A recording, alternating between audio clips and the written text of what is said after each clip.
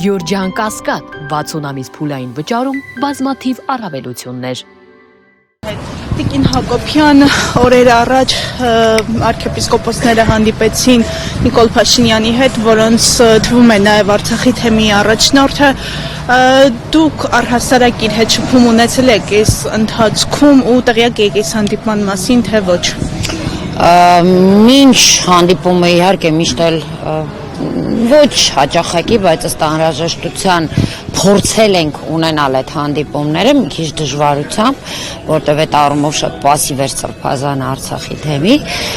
բնական հես հանդիպման մասին որևէ մեկս ոչինչ չգիտեինք եւ դա իրականում շատ մեծ ցավոտ անակնկալ էր մեր բոլորի համար, որտեղ գոնե Սրբազանից պիտի որ այդպիսի բան մենք չտեսնեինք, այն ինչ որ տեղի ունեցավ։ Ես կարծում եմ, որ այն ընթացքը, որը տեղի ունեցավ այդ շփումից հետո եւ մեր արձագանքները, կարծում եմ, որ նորմալ էր եւ դրանից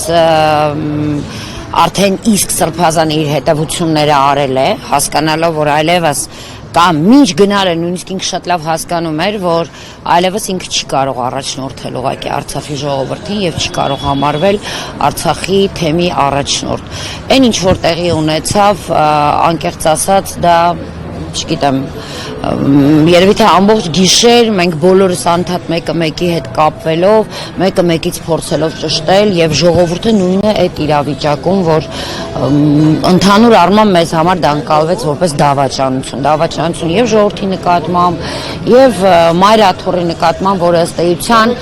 միակ կառույցն էր, որը ողջ այսպես պատասխանատվությամբ իր վրա վերցրեց եւ պահեց Արցախի թեմը։ Իսկ մինչ այդ հանդիպումը Նիկոլ Փաշինյանի հետ Սրբազանը ինչ-որ կերպ հակառակ արտահայտվել է Փաշինյանին։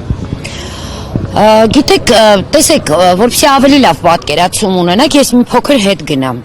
2020 թվականի պատերազմից հետո, երբ արդեն Արցախի թեմի առաջնորդը Վրթանես Սրբազանն էր, մի փոքր տարբերվել է կամ մեր այն սպասելիքները, որը մենք ունեինք պատերազմից հետո որպես ժողովուրդ թեմի մասով առաջնորդության, մենք չենք ունեցել դա ըստ էության, թե իր տեսակներ երևի այդպեսին չեմ կարող ասել։ Ամեն դեպքում մենք այդ առաջնորդությունը չենք զգացել։ Ես ցավով պիտի փաստեմ, որ նաև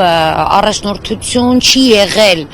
բուն իմաստով շրջափակման ժամանակ, որովհետև ուղղակի Վրթանես Սրբազանը Արցախում չի եղել ողջ ժամանակահատվածում։ Եվ դա լավ չի ընդունվել ու ընկալվել Արցախի ժողովրդի կողմից, որովհետև մենք շատ լավ գիտենք, որ այդ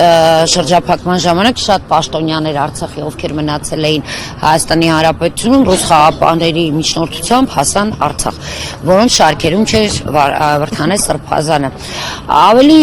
այսպես ցավալի մեր համար ընկալվեց, երբ տեղահանման ժամանակ ժողովրդին էլի չէր առաջնորդում Սրբազանը։ Եվ տեղահանումից հետո ես ասեմ, որ շատ այսպես պասիվ է եղել իր պահվածքով նաև Սրբազանը եւ երբ մենք ցանկացած գործունեության ժամանակ դիմել ենք Սրբազանին, որպեսզի մենք օրհնություն ստանանք մեր գործունեությունը իրականացնելու, որպես այդպիսին որևէ ակտիվություն այդ առումով մենք չենք ունեցել։ Այսինքն ըստ էության ինքը իր տեսակով պասիվ է, բայց մենք նաև մեզ թույլ չենք տվել երբևէ խառնվել եկեղեցու գործերին, եկեղեցին ներքաշել քաղաքական գործընթացներում եւ հետեւաբար Վրթանես Սրբազանի հետ չենք քննարկել նաև որևէ հարց Նիկոլ Փաշինյան անձի հետ կապված։ Հա, փորձել ենք հեռու պահել եկեղեցին եւ Սրբազանին։ Հրապարակվեց նաև բանակցային այս փաստաթուղթը, առհասարակ ինչպես կմեկնաբանեք այդ փաստաթուղթը ու ինչ ազդեցություն ունեցավ դա Արցախի ճակատագրի որոշման հարցում։ Բանակցային փաթեթի նկատի ունեք։ Նախ եկեք արձանագրենք, որ այդտեղ բանակցային փաթեթ չկար, այդտեղ հատվածներ էին, մի մասն էլ հայկական ժամանակի ինչ որ դիտարկումներ, ես ասեմ, դա արվել էր մենակ մի նպատակով երևի, հույս ունենալով, որ մեր ժողովուրդը չի դնի ու չի կարդա, իրեն չի հետաքրքրի եւ ավելի շատ կլսեն այս իշխանությունների մեկնաբանությունները եւ հետեւությունը կանեն ըստ դրա։ Ես ես ասեմ, որ այո, նույնիսկ այն ինչ որ հրապարակված էր եւ այն ինչը որ կար բաց աղբյուրներում, դա հստակ ապացույցն է, որ առնվազն 3 տասնամյակ Արցախի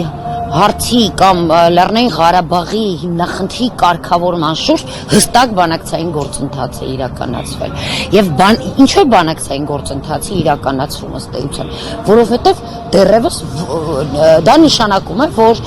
որևէ կողմ դեռևս չունի առավելություն կամ այդ հարցը դեռևս լուծված չէ։ Եվ 3 տասնամյակ մենք դրա ականատեսն ենք եղել։ Այն որ ինքը այդ բանակցային գործընթացից ինչ-որ դրվագներ նույնիսկ տվեց հրապարակելու, դա միայն մի բանի կարդացողները ես վստահ եմ, որ հասկացան, որ այդ ընթացքը 3 տասնամյակ, որի ժամանակ բանակցային գործընթաց տեղի է ունեցել, այն հստակ բանակցային գործընթացի կանոններով է տեղի ունեցել եւ մենք հասել էինք արդեն մի փուլի նույնիսկ հայտնի նամակա Սերժ Սարգսյանի հրապարակելուց հետո շատ պարզ, շատ հստակ հասկանալի է,